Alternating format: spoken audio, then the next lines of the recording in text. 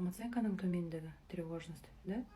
Қарым-қатынастың нашарлығы. Бұл кішкентай кезімізден қалыптасқан. Например, кішкентай кезімізде өте көп бізге баға беріп, басқалармен салыстырған кезде біз ойлап қаламыз да, жаңағы внимание заслужить ету керекпіз деп ше, вниманияны, махаббатты. Сол үшін барынша тырысуға әрекет жасаймыз, жақсы болуға, күшті болуға әрекет жасаймыз да.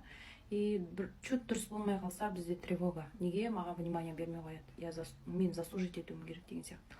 И осылай адамның ойына тәуелділік басталады бізде.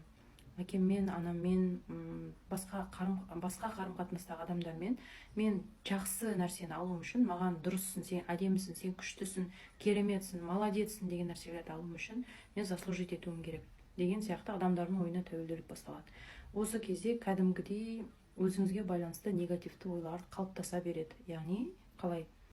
Егер мен әдемі болғанда мынандай болмайтын еді, егер мен жаңағы жақсы болғанда мынандай болмайтын еді, мен өзім андаймын, мен өзім ондаймын деген сияқты өзін кінәлау.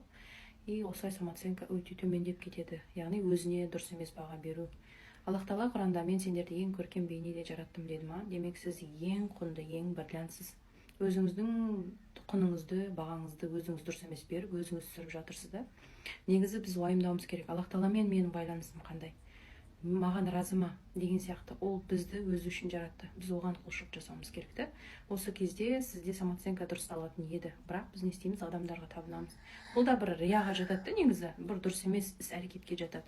Вот сондықтан бізде осындай тревожность, депрессия, бұл шынайы емес адамның өзіні өзі алдайтын адамның іс-әрекеті.